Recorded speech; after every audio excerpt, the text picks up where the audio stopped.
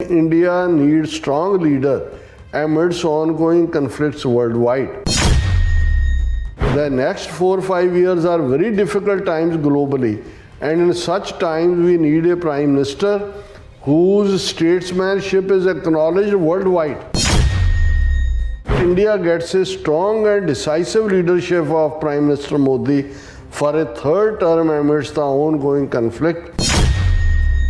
If Pakistan wants relations to normalize, they will have to stop infiltration and sponsoring terrorism. He also defended Agniveer recruitment scheme in the army and assured that the NDA regime remains committed to protecting the interests of apple growers.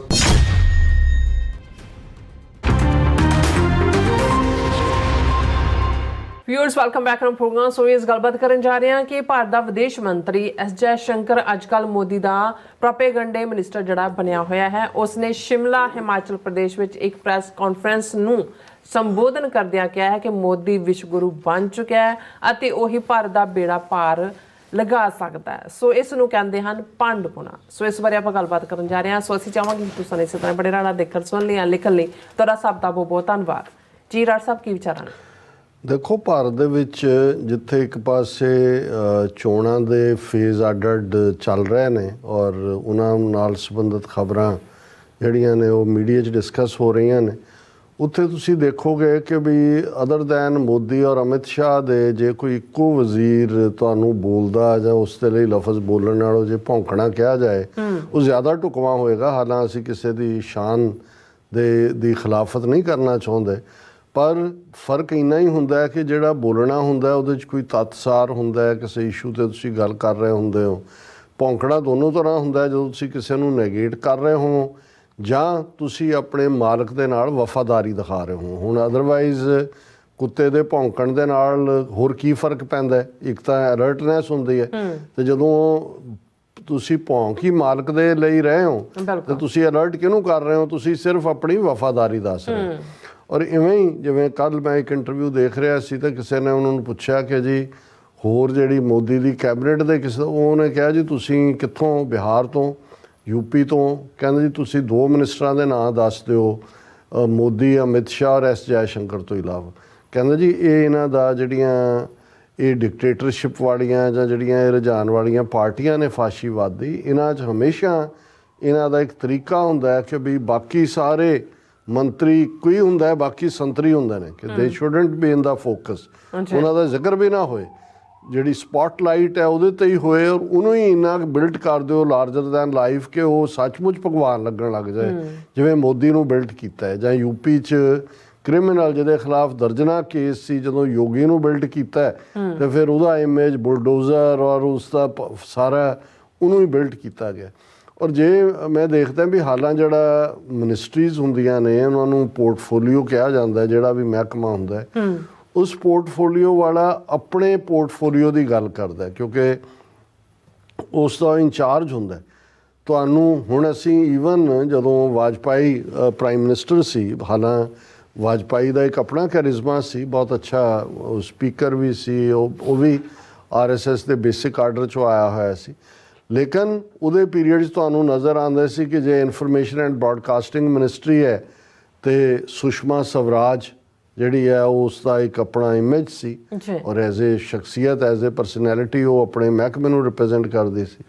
Jaswant Singh ਜਿਹਨੂੰ foreign minister ਵੀ ਬਣਾਇਆ ਗਿਆ, ਉਸ ਦਾ ਇੱਕ ਆਪਣਾ image ਸੀ। ਇਸੇ ਤਰ੍ਹਾਂ ਯਸ਼ਵੰਤ ਸਿਨਹਾ ਜਿਹੜਾ finance minister ਸੀ, ਉਹਦਾ ਇੱਕ ਆਪਣਾ ਇਮੇਜ ਸੀ। ਇਸੇ ਤਰ੍ਹਾਂ ਅਰੁਣ ਸ਼ੌਰੀ ਔਰ ਦੂਸਰੇ ਜਿਹੜੇ ਨੇ ਵਾਜਪਾਈ ਦੇ ਵੇਲੇ। ਸੋ ਮਤਲਬ ਇਹ ਹੈ ਵੀ ਉਸ ਪੀਰੀਅਡ 'ਚ ਇਹਦੇ ਬਾਵਜੂਦ ਕਿ ਆਈਡੀਓਲੋਜੀ ਤਾਂ ਨਾਗਪੁਰ ਦੀ ਹੀ ਅੱਗੇ ਚੱਲ ਰਹੀ ਸੀ, ਪਰ LK ਅਡਵਾਨੀ ਆਪਣੇ ਆਪ 'ਚ ਇੱਕ ਪਰਸਨੈਲਿਟੀ ਸੀ, ਹੋਮ ਮਿਨਿਸਟਰ। ਹੁਣ ਤੁਸੀਂ ਦੇਖੋਗੇ ਕਿ ਵੀ ਤੁਹਾਨੂੰ ਸਿਰਫ 2 ਮੋਦੀ ਅਮਿਤ ਸ਼ਾਹ ਨਜ਼ਰ ਆਉਂਦੇ ਨੇ ਇਨ ਆਲ ਦਾ ਡਿਸੀਜਨ ਮੇਕਿੰਗ, ਅਤੇ ਭੰਡ ਦੀ ਕੁਰਸੀ 'ਤੇ ਬੈਠਾ ਤੁਹਾਨੂੰ ਇੱਕੋ ਇੱਕ ਨਜ਼ਰ ਆਉਂਦਾ ਐਸ ਜੈ ਸ਼ੰਕਰ। ਫੋਰਨ ਹਾਲਾਂ ਇਹ ਕੋਈ ਲੋਅਰ ਕਾਡਰ 'ਚੋਂ ਭਗਵੰਤ ਮਾਨ ਵਾਂਗੂ ਕੋਈ ਕਮੇਡੀਅਨ ਸਰਕਲ 'ਚੋਂ ਉੱਠ ਕੇ ਨਹੀਂ ਗਿਆ ਹੋਇਆ ਕਿ ਵੀ ਉਹ ਕਾਮੇਡੀ ਕਰਦਾ। ਇੰਡੀਅਨ ਫੋਰਨ ਸਰਵਿਸ ਦਾ ਔਰ ਸੀਨੀਅਰ ਡਿਪਲੋਮੈਟ, ਔਰ ਇਹਦੀ as a foreign service south ਦਾ ਹੈਗਾ, ਸ਼ਾਇਦ ਕਰਨਾਟਕਾ ਦਾ ਹੈ, ਹਿੰਦੀ ਵੀ ਕੋਈ ਬਹੁਤ ਚੰਗੀ ਨਹੀਂ ਬੋਲਦਾ, ਲੇਕਿਨ ਜਿਉਂ ਹੀ ਇਹ ਫੋਰਨ ਮਿਨਿਸਟਰ ਦੇ ਤੌਰ ਦੇ ਉੱਤੇ ਇਹ ਫਲॉप ਹੋਇਆ, ਇਨੀਸ਼ੀਅਲੀ ਇਹ ਜਿਹੜਾ ਅਮਰੀਕਾ ਦੇ ਬਹੁਤ ਨੇੜੇ ਲਿਆਉਣ ਤੱਕ ਦੀ ਲਾਈਨ ਸੀ ਜਾਂ ਦੂਜਾ, ਉਹਦੇ 'ਚ ਦਾ ਐਸ ਜੈ ਸ਼ੰਕਰ ਦਾ ਇੱਕ ਆਪਣਾ ਰੋਲ ਰਿਹਾ ਔਰ ਵਿਦਿਨ ਜਿਹੜਾ ਕੰਟਰੋਲ ਹੈ, ਜਿਹੜਾ ਖਾਸ ਤੌਰ 'ਤੇ ਟਾਰਗੇਟ ਕਿਲਿੰਗ ਦਾ ਜਾਂ ਪਾਕਿਸਤਾਨ ਪ੍ਰਤੀ ਟੋਟਲ ਹੌਸਟੈਲਿਟੀ ਜਾਂ ਫੌਜ ਦੇ ਵਿੱਚ ਜਿਹੜਾ ਇੱਕ ਜਨਰਲ ਇਹਨਾਂ ਦਾ ਸ਼ੱਕੀ ਹਾਲਾਤਾਂ 'ਚ ਮਾਰਿਆ ਗਿਆ, ਦੂਜੇ ਨੂੰ ਹੁਣ ਮਹੀਨੇ ਦੀ ਐਕਸਟੈਂਸ਼ਨ, ਇਹ ਸਾਰੀ ਗੇਮ ਕੀ ਹੈ ਜਿਹਨੂੰ ਉਹਨੇ ਅਜੀਤ ਡੋਭਲ ਨੇ ਇੱਕ ਐਡਰੈਸ ਦੇ ਵਿੱਚ ਜਿਹੜਾ ਨੈਸ਼ਨਲ ਸਿਕਿਉਰਿਟੀ ਐਡਵਾਈਜ਼ਰ ਦੇ ਨਾਂ 'ਤੇ ਇਨਫੈਕਟ ਸਾਰੇ ਪਾਵਰ ਸਟਰਕਚਰ ਨੂੰ ਕੰਟਰੋਲ ਕਰਦਾ ਹੈ, ਉਹਨੇ ਇਹ ਵਾਰਨਿੰਗ ਦਿੱਤੀ ਸੀ ਕਿ ਜੀ ਹੁਣ ਜਿਹੜਾ ਚੈਲੰਜ ਹੈ ਉਹ ਬਾਹਰਲਾ ਇੰਨਾ ਨਹੀਂ ਹੋਏਗਾ, ਇੰਟਰਨਲ ਵਾਰਸ ਹੋਣਗੀਆਂ। ਸੋ ਉਦੋਂ ਹੀ ਸਾਨੂੰ ਇਹ ਅੰਦਾਜ਼ਾ ਹੋ ਗਿਆ ਸੀ ਔਰ ਅਸੀਂ ਇਸ ਦੇ ਉੱਤੇ ਇੱਕ ਪ੍ਰੋਗਰਾਮ ਵੀ ਕੀਤਾ ਸੀ ਕਿ ਇਹਨਾਂ ਦਾ ਇੰਟਰਨਲ ਵਾਰ ਦਾ ਮਤਲਬ ਸਿੱਖਾਂ ਦੇ ਖਿਲਾਫ ਤਾਂ ਵਿੱਢੀ ਹੋਈ ਸੀ ਆਲਰੇਡੀ, ਉਹਨੂੰ ਕਿਵੇਂ ਇੰਟਰਨੈਸ਼ਨਲ ਪ੍ਰਪੋਰਸ਼ਨ ਤੇ ਲੈ ਕੇ ਗਏ ਉਦੋਂ ਸਾਹਮਣੇ ਆਇਆ ਜਦੋਂ ਟਾਰਗੇਟ ਕਿਲਿੰਗ ਸਾਹਮਣੇ ਆਈਆਂ ਕਿ ਬਈ ਇਹ ਪਹਿਲਾਂ ਤਾਂ ਗਵਾਂਢ ਮੁਲਕ ਪਾਕਿਸਤਾਨ ਦੇ ਦੀਆਂ ਹੱਦਾਂ 'ਚ ਵੜੇ, ਫਿਰ ਯੂਕੇ 'ਚ ਵੜੇ, ਅਵਤਾਰ ਸਿੰਘ ਖੰਡੇ ਦਾ ਮਰਡਰ, ਫਿਰ ਜਿਹੜਾ ਹਰਦੀਪ ਸਿੰਘ ਨਿੱਜਰ, ਫਿਰ ਅਮਰੀਕਾ ਤੱਕ, ਔਰ ਫਿਰ ਸਾਹਮਣੇ ਆਇਆ ਔਰ ਉਹਨੂੰ ਖੁੱਲ੍ਹ ਕੇ ਜੇ ਓਨ ਕਰਨ ਦਾ ਕਿ ਜੀ ਹਮਨੇ we are killing the terrorist on their home turf, prime minister own ਕਰ ਰਿਹਾ ਔਰ ਐਸ ਜੈ ਸ਼ੰਕਰ ਇਹ ਕਹਿ ਰਿਹਾ ਕਿ ਜੀ ਹੁਣ ਤੱਕ ਅਸੀਂ ਜਿਹੜੇ ਹੈ ਉਹ ਉਹਨਾਂ ਨੂੰ ਜਿਹੜਾ ਉਹ ਡੋਜ਼ੀਅਰ ਹੀ ਦਿੰਦਾ ਸੀ, ਹੁਣ ਡੋਜ਼ੀਅਰ ਦੀ ਲੋੜ ਨਹੀਂ, ਹੁਣ ਉਹ ਸ਼ਿਕਾਇਤ ਕਰਦਾ ਨੇ ਕਿ ਸਾਨੂੰ ਮਾਰ। ਹੁਣ ਇਸ ਵੇਲੇ ਜੇ ਤੁਸੀਂ ਪਿਛਲੇ ਪੀਰੀਅਡ ਦਾ ਦੇਖੋ ਕਿ ਵੀ ਜਿਹੜੇ ਫੋਰਨ ਮਿਨਿਸਟਰ ਦੇ ਹੁੰਦਿਆਂ ਹਾਲ ਇਹ ਹੋਏ ਕਿ ਵੀ 4000 ਸਕੁਅਰ ਕਿਲੋਮੀਟਰ ਤੋਂ ਜ਼ਿਆਦਾ ਟੈਰੀਟਰੀ ਚੀਨ ਨੇ ਖੋਹ ਲਈ ਹੋਏ, ਜਿਹਦੇ ਬਾਰੇ ਹੁਣ ਕੋਈ ਦੋ ਰਾਵਾਂ ਨਹੀਂ ਨੇ। ਤੁਸੀਂ ਮੁਕੰਮਲ ਝੂਠ 'ਚ ਹੋ ਕਿ ਵੀ ਨਾ ਕੋਈ ਆਇਆ, ਨਾ ਕੋਈ ਘੁਸਾ, ਨਾ ਕੁਛ ਦਿਆ, ਨਾ ਕੁਛ ਲਿਆ, ਤੁਹਾਡੀ ਟੋਟਲ ਫਲॉप।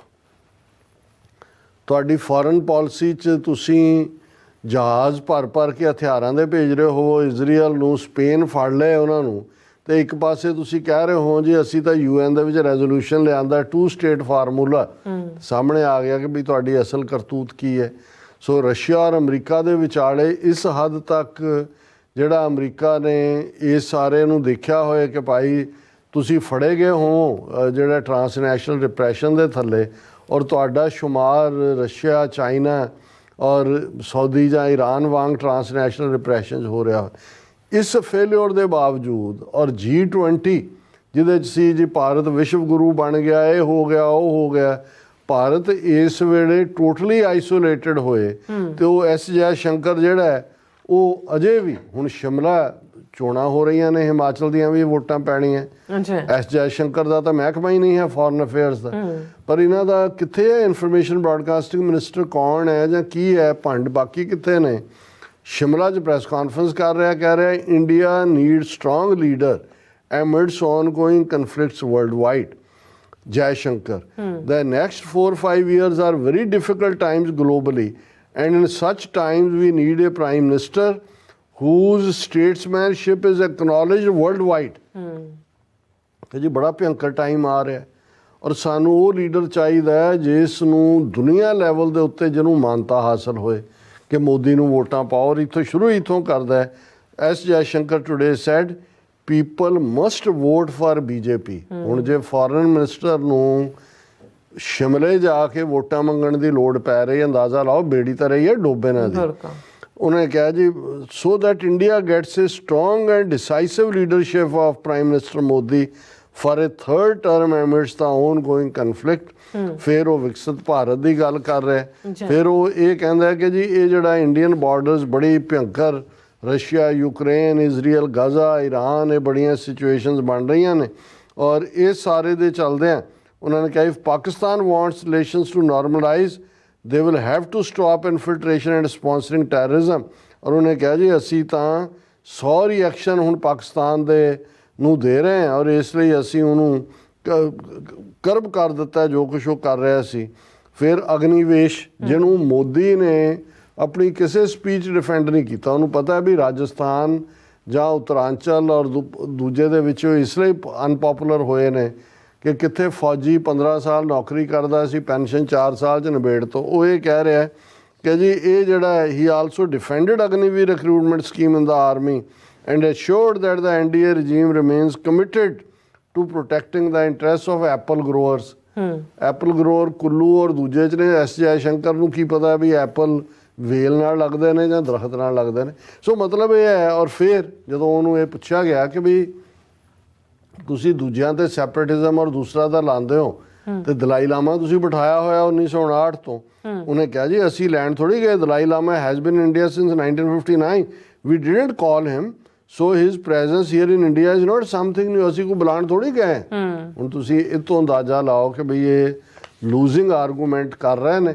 ਲੇਕਿਨ ਇਹ ਗੱਲ ਇਹ ਵੀ ਦੱਸ ਰਹੀ ਹੈ ਕਿ ਕਿਸ ਹੱਦ ਤੱਕ ਇਹ ਭੈ ਭੀਤ ਵੀ ਨੇ ਔਰ ਕਿਵੇਂ ਇਹਨਾਂ ਨੇ ਹੌਲੀ ਹੌਲੀ ਜਿਹੜੀ ਹੈ 1 ਬਿਲੀਅਨ ਔਰ 400 ਮਿਲੀਅਨ ਤੋਂ ਜ਼ਿਆਦਾ ਲੋਕਾਂ ਨੂੰ ਫਾਸ਼ਿਜ਼ਮ ਦੇ ਥੱਲੇ ਮੋਦੀ, ਅਮਿਤ ਸ਼ਾਹ, ਅਜੀਤ ਡੋਵਲ ਔਰ ਉਹਨਾਂ ਦਾ ਪੰਡ ਐਸ ਜੈ ਸ਼ੰਕਰ ਇਸ ਸਾਰੇ ਸ਼ੋਅ ਨੂੰ ਰਨ ਕਰ ਰਹੇ। ਜੀ ਡਾਕਟਰ ਸਾਹਿਬ ਤੁਹਾਡਾ ਬਹੁਤ ਬਹੁਤ ਧੰਨਵਾਦ। ਸੋ ਅਥਲੇ ਨੇ ਬ੍ਰੇਕ, ਵਿਊਅਰਸ ਤੁਸੀਂ ਕਿਤੇ ਨਹੀਂ ਜਾਣਾ, ਮਿਲਦੇ ਹਾਂ ਛੋਟੇ ਜਿਹੇ ਬ੍ਰੇਕ ਤੋਂ ਬਾਅਦ।